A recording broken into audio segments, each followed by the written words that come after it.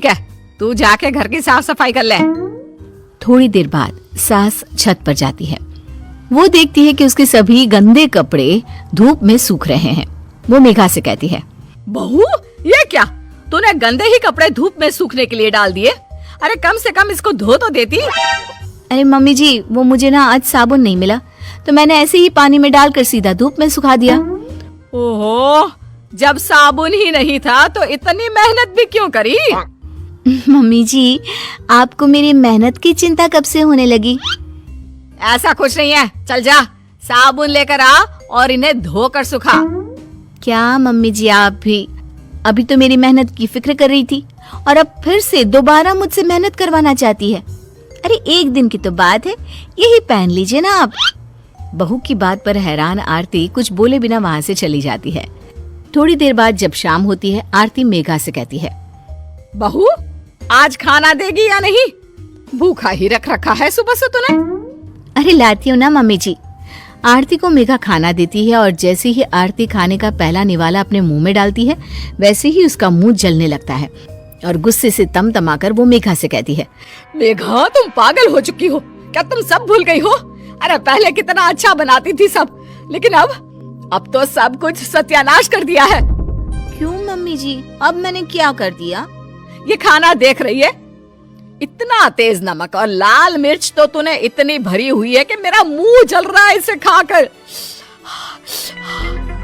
अरे मम्मी जी, आपको ही तो थोड़ा तेज नमक और मसाले वाला खाना चाहिए था ना।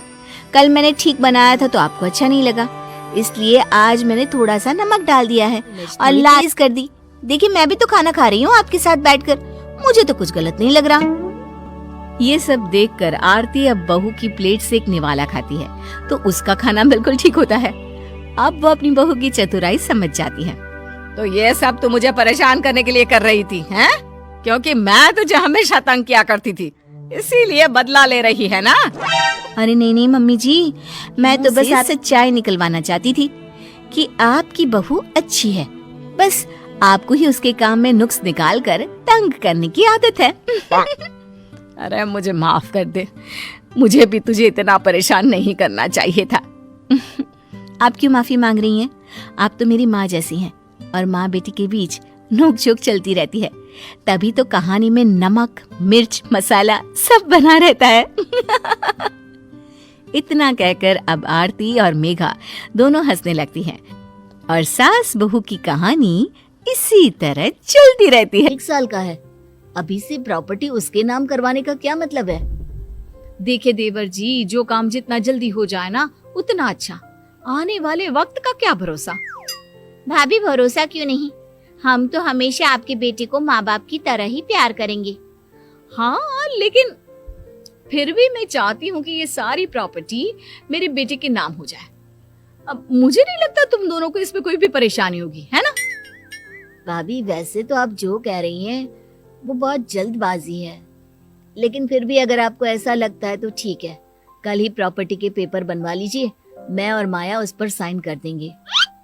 इस तरह से अगले दिन प्रॉपर्टी के पेपर बनवाकर सारी प्रॉपर्टी दिलीप और कावेरी के बेटे के नाम पर करवा दी जाती है। कुछ दिनों के बाद, सुधांशु, सुबह सुबह ये कौन लोग आ गए हैं तुम्हारे? भैया वो ऊपर वाला कमरा खाली पड़ा था ना, सोच रहा था किराएदार रख देता हूँ। लेकिन किराएदार रखने से पहले आपने हमसे पूछा भी नहीं।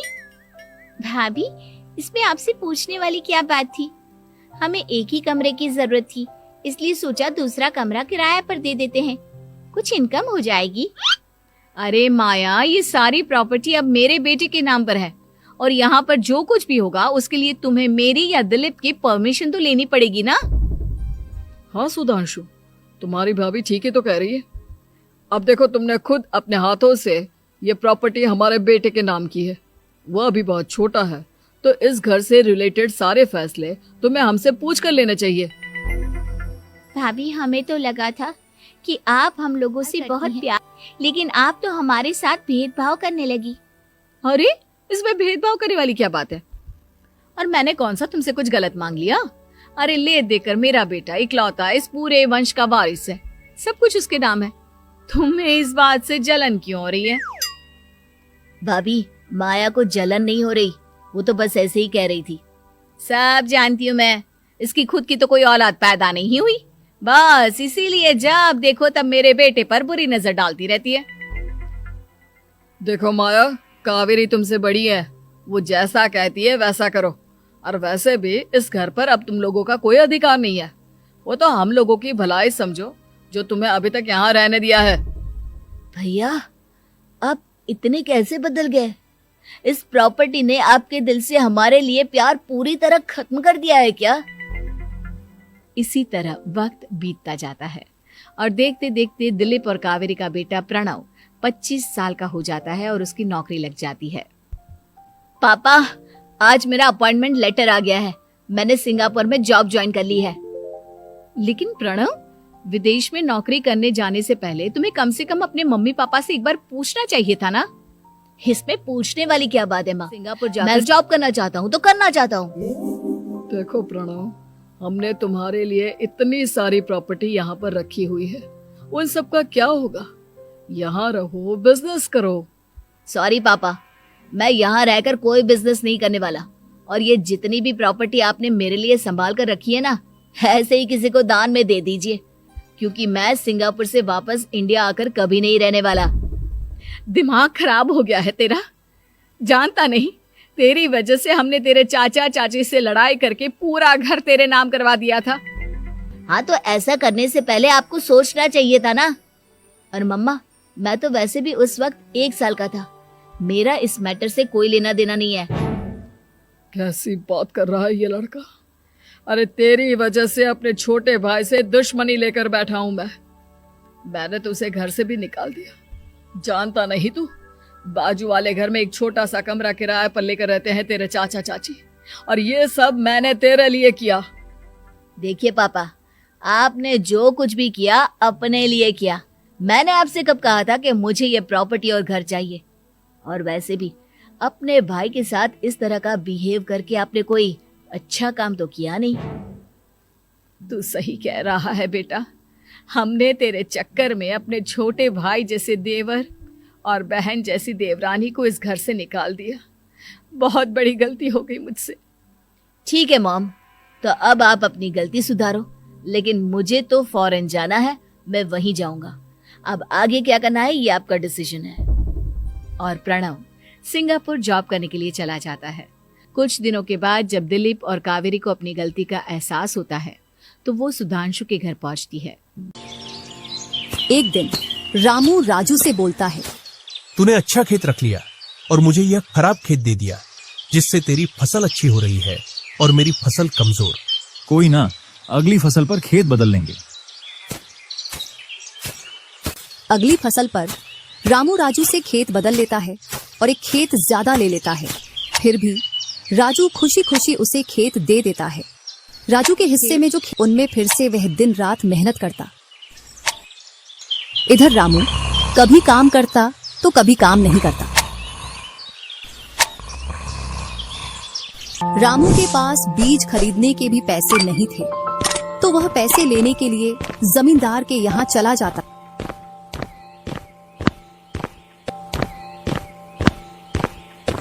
जमींदार जी, कुछ पैसे उधार चाहिए, जिससे मैं अपने खेतों के लिए बीज ले आता और फसल आने पर मैं आपको पैसे लौटा देता। क्यों नहीं भैया, लेकिन आपको 2% ब्याज देना पड़ेगा। जी जमींदार जी, मैं ब्याज दे दूंगा। जमींदार रामू को पैसे दे देता है।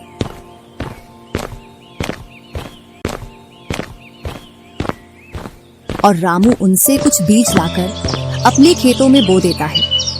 इधर राजू भी फसल की रोज देखभाल करता और रामू बोकर आया उसके बाद से अपनी फसलों को देखने के लिए भी नहीं गया। वहीं अपने घर में पड़ा रहता और दिन रात सोता रहता।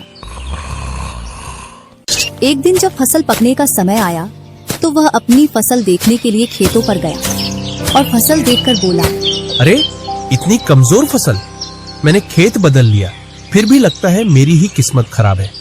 जो भी जमीन में लेता हूँ उसमें अच्छी फसल होती ही नहीं है। ऐसे कहते हुए वह अपने घर आ जाता है और अपनी पत्नी से बोलता है, राजू की फसल तो अच्छी है, बस हमारी फसल ही कमजोर है। ऐसा कैसे हो सकता है? ऐसा तो होगा ही, दिन रात जो घर में पड़े रहते हो और खेतों में समय समय पर दवाई पानी नहीं दोगे तो फसल ऐसी कमजोर रहेगी। फिर बोलते हो किस्मत खराब है, किस्मत नहीं मेहनत करनी पड़ती। चल चल, मेरे को मत सिखा। अगर किस्मत ना हो तो कुछ भी नहीं होता। अगर मेहनत से कोई बड़ा बनता तो सबसे पहले गधा बड़ा बनता, क्योंकि उसके बराबर कोई मेहनत नहीं करता। और जो मजा जिंदगी में सोने में है वह मजा और किसी चीज में नहीं। बस इनको तो सुला दो, सोने के अलावा और कोई काम ही नहीं है। कुछ जब फसल निकली तो राजू की फसल रामू से दोगुनी निकली, जबकि उसकी जमीन रामू से कम थी। रामू फसल को देखकर बोलता है, इस फसल को बेच कर आऊं या खाने के लिए रखूं? इधर जमींदार जी को भी पैसे देने हैं। अब इतनी सी फसल से कैसे काम चलेगा पता नहीं। एक दोपहर रामू सो रहा था, तभी उसका गेट किसी ने खटखटाया। पता नहीं कौन भरी दोपहर में नींद खराब करने के लिए आ गया। जैसे ही वह गेट खोलता है तो सामने जमींदार खड़ा दिखता है। क्या यह रामू का घर है? रामू ने सोचा क्यों ना मैं इसे राजू के घर पहुंचा दूं, यह मुझे पहचान भी नहीं पाया। मैं तो राजू हूँ, वह वाला घर है रामू का। जमींदार सामने वाले घर पर जाकर गेट को खटखटाने लगता है।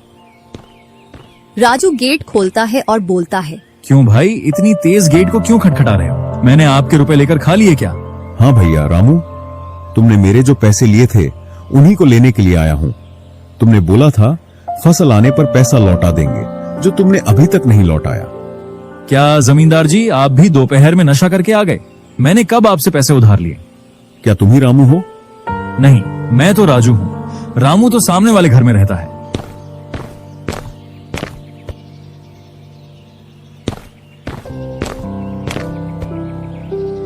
भरी दोपहरी में जमींदार का सर चकरा जाता है और वह अपने घर चला आता है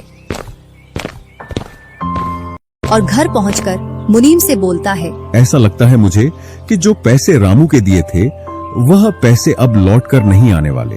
क्यों, ऐसा क्या हुआ जो पैसे वापस नहीं आ रहे हैं? रामू और उसका भाई दोनों हमशक्ल हैं और दोनों बोल रहे हैं कि रामू वह है, रामू वह है। और उन दोनों ने दोपहर भर मुझे इस घर से उसे घर दौड़ाया। जमींदार जी, पैसे निकालने की मेरे पास एक स्कीम है। बोलो कौन सी स्कीम है? मुनीम जमींदार जी के कान में पूरी स्कीम बताता है। दूसरी सुबह